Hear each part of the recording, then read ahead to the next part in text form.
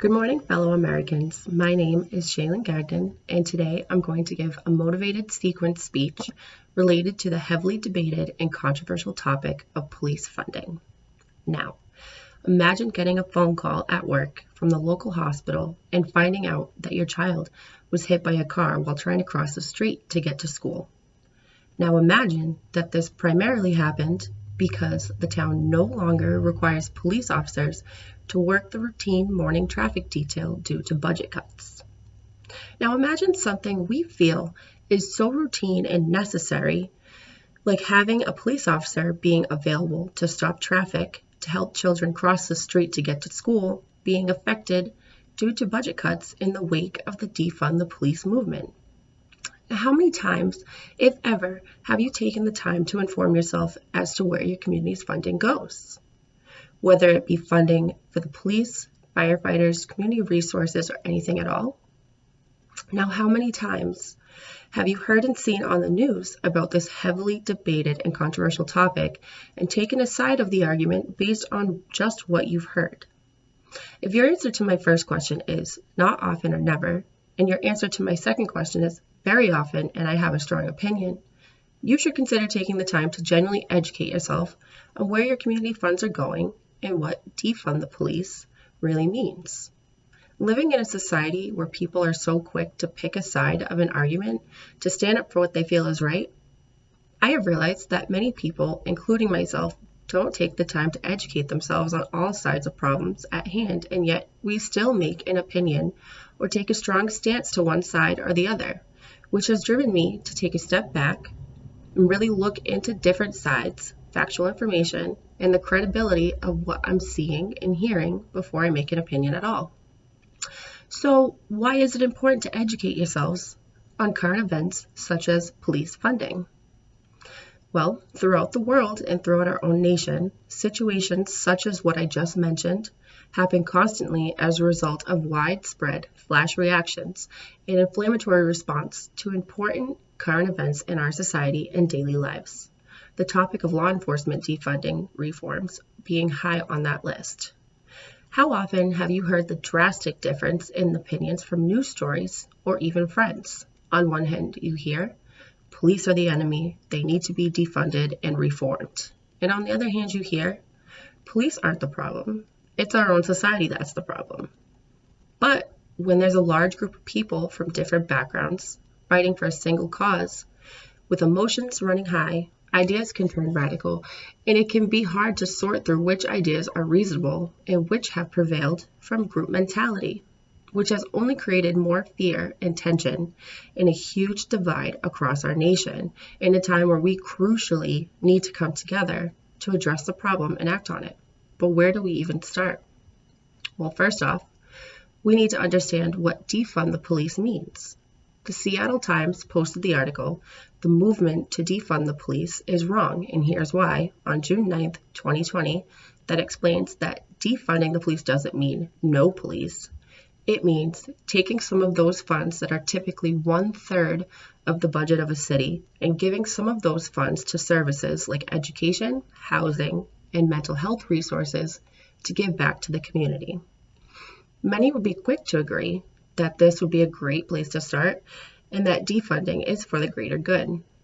Although, through looking into the matter further through various resources, I believe that the first step in the solution would be to not decrease police funding, but to reallocate their funding to promote law enforcement reform and encourage the return of the idea that law enforcement is here to protect and serve, and to help our communities understand that they aren't the enemy. But how can we be sure that the benefits of continuing police funding and reallocating those funds potentially outweigh the benefits of defunding the police? The Seattle Times article goes on to further explain that there are communities that have major reforms underway, and police culture is changing slowly but surely. Not quite fast enough, but if we defund the law enforcement, that'll put the brakes on any positive changes because law enforcement will put funds where they think are necessary and take away funding from community-based areas. The article further supports this view by stating that we need the police. The police are first responders to a broad range of public safety issues and serious crime. Crime will not end if we abolish or defund the police. If the police are defunded, there will be delayed response when people who are in need call 911. Fewer police on the street in neighborhoods and communities, and lack of police capacity to respond to serious crimes that present significant threats to public safety. To further support the idea that defunding the police will not bring the positive results we want, US Today posted an article on June 11, 2020 with the major heading, Black Cop states, "I understand the anger, but don't defund police. It could make things worse." Through an interview with a former FBI agent and LA World Airport's police chief, he stated that when police command are faced with a reduced budget and the decision-making is simple, they will not reduce expenses for personnel and equipment, which means that if you strip police funds, the first cuts will be community interaction programs in neighborhoods that require humanity and commitment, not guns, tanks, or pepper spray. CNN's article, Defunding the Police Isn't the Answer, published on June 9, 2020, reported an alarming fact that on average, police officers spend at least 110 hours training with firearms and in self-defense, but only train for 8 hours or a little more in conflict de-escalation. That means that police officers are being trained on how to stop high-pressure conflicts in a workday's time only, maybe a little more. This further supports my point that less funding will hinder positive changes due to lack of funding for other areas that are in desperate need. USA Today's article also further explained that by continuing to fund law enforcement and reallocating police funding to incorporate more time for re-education and retraining in things like conflict de-escalation and prevention and law enforcement community outreach programs, such as programs that engage young people and police officers through sports and activities to give kids a positive outlet and create positive interactions between communities and police, we can make the right steps forward to create and better reform our communities and law enforcement and work on preventing the occurrences of things like police brutality and eliminating racial biases.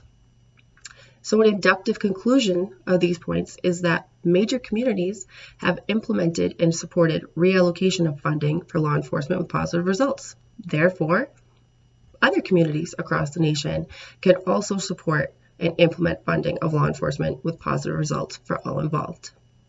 So, what will the future look like if we continue to fund the police and actively work together to promote positive change? With the proper reallocation of funds for training and community outreach programs, imagine the community benefits: decrease in societal divide, less tension and turmoil between our law enforcement and our people and everyone as a whole. Because statements like defund the police are hurtful to actual progress where we can improve the training police receive to prevent another terrible event from occurring. We should be taking steps to reform, not to punish out of spite. To this end, budget changes that can impact the culture and actions of U.S. law enforcement should preserve and even expand programs and opportunities for police community interactions that have nothing to do with arrest and prosecution. These initiatives do not require firearms, pepper spray, or armored vehicles. They just require humanity and commitment to public service. As angry as we are at the systemic problems in American law enforcement, we must be careful to preserve what is good in the profession while rooting out all that is bad together as a whole. Thank you for listening.